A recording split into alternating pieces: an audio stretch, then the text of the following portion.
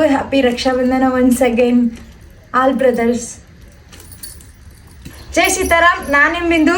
ಇವತ್ತ ನನ್ನ ಫ್ರೆಂಡ್ ಅವ್ರ ಸಿಸ್ಟರಿಗೆ ಕೊಡೋ ಸಲುವಾಗಿ ರಕ್ಷಾಬಂಧನ್ ಗಿಫ್ಟ್ ರೆಡಿ ಮಾಡಿಕೊಡು ಅಂತ ಕೊಟ್ಟಾರಿ ನೋಡ್ರಿ. ಬಿಂದಿ ಫಸ್ಟ ಬಟ್ಟೆ ಇಡ್ತಿದ್ದೀನಿ ರೀ, ಆಮೇಲೆ ಬ್ಯಾಂಗಲ್ ಹಾಕ್ತಿದ್ದೀನಿ ರೀ. ಬ್ಯಾಂಗಲ್ ಇಟ್ಟು ನೆಕ್ಸ್ಟ್ ಕ್ಲಿಪ್ ಇಡಾತೀನಿ ರೀ. ಆಮೇಲೆ ನೋಡ್ರಿ ಇಯರಿಂಗ್, ಕಾಲ್ಗೆಜ್ಜೆ ಇಡ್ತೀನಿ ನೋಡ್ರಿ ಕಾಲ್ಗೆಜ್ಜೆ ಇಟ್ಟ ಫೈನಲ್ ಆಗಿ ಹಿಂಗೆ ಕಾಣ್ತಿದೆ ನೋಡ್ರಿ. ಪ್ಯಾಕ್ ಮಾಡಿ ಕೊಡ್ತೀನಿ ರೀ. ಫೈನಲ್ ಆಗಿ ಎಲ್ಲ ಇಟ್ಟಿನಿ ರೀ. ಇವಾಗ ಕ್ಲೋಸ್ ಮಾಡತ್ತೀನಿ ರೀ. ನೋಡ್ರಿ ಇವಾಗ ಕವರಲ್ಲಿ ಹಾಕಿ ಪ್ಯಾಕ್ ಮಾಡೋಣ ಬರ್ರಿ. ಪ್ಯಾಕ್ ಮಾಡತ್ತೀನಿ. ಹೆಂಗಾಗ್ತದೇನೋ ಗೊತ್ತಿಲ್ಲ, ಲಾಸ್ಟಿಗೆ ನೀವೇ ಕಮೆಂಟ್ ಮಾಡಿರಿ. ನೋಡ್ರಿ ಅಣ್ಣಗಳು ಇದ್ದವರು ಭಾಳ ಕೆಟ್ಟ ಅದೃಷ್ಟ ಮಾಡಿರ್ತಾರಂದ್ರಿ. ನಂಗೆ ಅಣ್ಣನೂ ಇಲ್ಲ. ಅಣ್ಣ ಇರಲಿಲ್ಲ ಅಂದ್ರೆ ಏನಾಯ್ತು, ಅಟ್ಲೀಸ್ಟ್ ಅಪ್ಪಾರೇ ಇರಬೇಕಿತ್ತು. ಅಪ್ಪಗಾರೇ ಕಟ್ಟಿ ಅಂದರೆ ಆ ಖುಷಿ ಏನು ಅನ್ನೋದು ಗೊತ್ತಾಗ್ತಿತ್ತೇನೋ.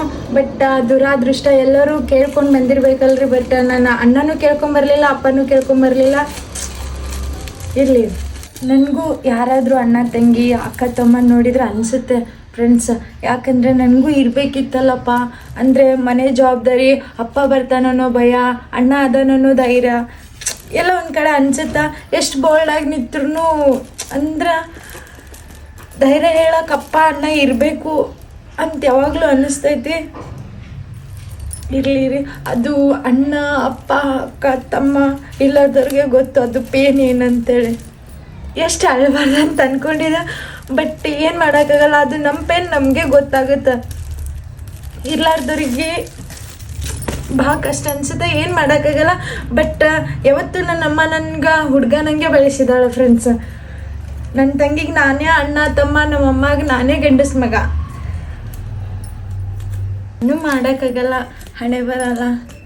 ನೋಡೋಣ ಮುಂದಿನ ಜನ್ಮದಲ್ಲಾದರೂ ಸಿಗ್ತಾರೇನೋ ಅಂತ. ನೋಡ್ರಿ ಕೊನೆಗೂ ರೆಡಿ ಆಯಿತು.